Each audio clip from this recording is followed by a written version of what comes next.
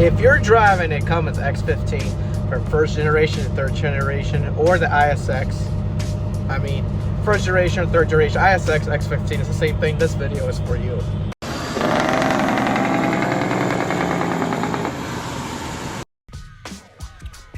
Now, these most common issues in the ISX and X15 are not going to be in any particular order. They're just the most common issues that the X15 or the ISX, all generations, have in common.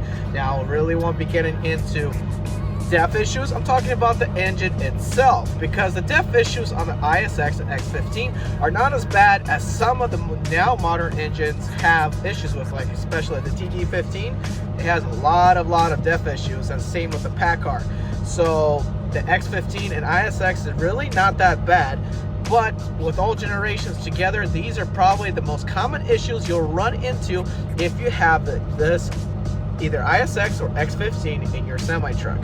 The number one issue is going to be injector cups. Now, these kind of run differently. As they wear out, injector cups can start losing their prime and can be harder to start a truck, which is a very problematic issue in the first generation Cummins. Now, they'll still start up, but you're going to be cranking your truck a little bit longer, but losing the prime on the diesel on your semi-truck ain't as bad as the Volvo engine. So the first generation ISX still isn't bad to start up if you lose your prime on fuel due to bad injector cups. Now, injector cups on later generations have been known, and especially I have common experience with this with my dad's truck, is bad injector cups on your injectors will lead to either coolant going into your fuel tanks, or you're gonna have fuel going into your coolant tank. So it just depends. So whenever the truck is on, pressure builds up, I guess, and fuel that's being sent into the injectors will be also sent into the coolant tank because of bad seals.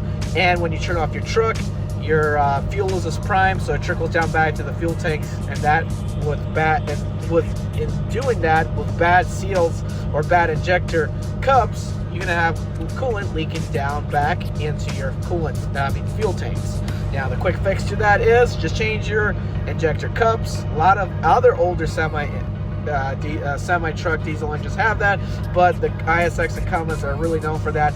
People think it's a cracked head. No, it's not always a cracked head. It could also be bad injector cups. Now, this repair will cost you about $5,000 because of the fact that they're going to pressure test your cylinder head to make sure you no cracks, and when doing so, they're taking the head gasket cover off. So you're going to have to pay for a new head gasket. You're going to pay for injector cups and possibly injectors, but most likely not, just injector cups.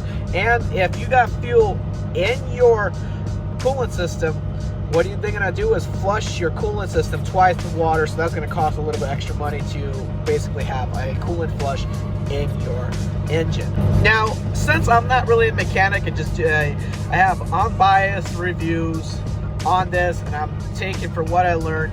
Sorry if I made some terminology wrong and how these problems occur. I'm just doing the best I can to explain it. The second most common issues on Cummins ISX and X15 is actually kissing valves. I don't know for what reason they do. Just over time, it can happen at 400,000 miles, it can happen at 1.2 million miles, it can happen at 2 million miles, it can happen at 800,000. Cummins ISX kiss valves. There really ain't no fix to it. Just do your maintenance, and once your Cummins kisses your valves, it's just time for either a rebuild or you gotta get a whole new cylinder head, and that can be upwards from anywhere from $10,000 to $30,000 depending on how you want the repair to go. But Cummins ISX and basically X15s have this issue. It's pretty common, and I'm gonna say even the older Cummins engines like the M14 also have this issue, but more primarily in the ISX and X15. And the number 3 most common issue on the X15 and the ISX, on these Cummins engines specifically, is the fuel filters. Yes, I have come in contact with this problem. This is a simple fix. Just keep changing your fuel filter. But you're going to be changing it a lot more than your normal oil change or PM interval service.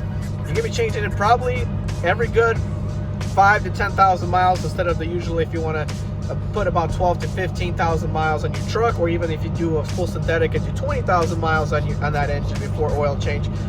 Fuel filters, especially the ones where it has a glass ball that you can see through, there's going to be a lot of times where you got to change it before you actually need to do your PM service. And I've come into contact with this problem. Just certain engines, for whatever reason, they like to pick up a lot of dirt, have no idea why, and then they plug up the main fuel filters and you got to get them changed. Usually it's a simple fix and you can do it yourself on the road. You don't really have to have a shop for it. You just got to prime your fuel filters, screw them back on, and start up the truck if you know how to change your fuel filter. But these are the most common issues, especially on the newer X15s. Fuel filters are problematic. I remember I was driving one time at Peterbilt, I think it was 587 with the new X15 on it. For whatever reason, it just randomly you would pick up and something in the fuel and clog up the fuel filters instantly, and the truck only drove 3,000 miles after the oil change and you're ready to need a new fuel filter. And it'll be going, we would get fuel from like a TA or a Petra or a Love's. It wouldn't matter where we get it from. The fuel filters would get clogged up pretty fast on it, despite of getting good quality fuel. Not canceled. Guys, I'm Eddie B. 2004 turn right.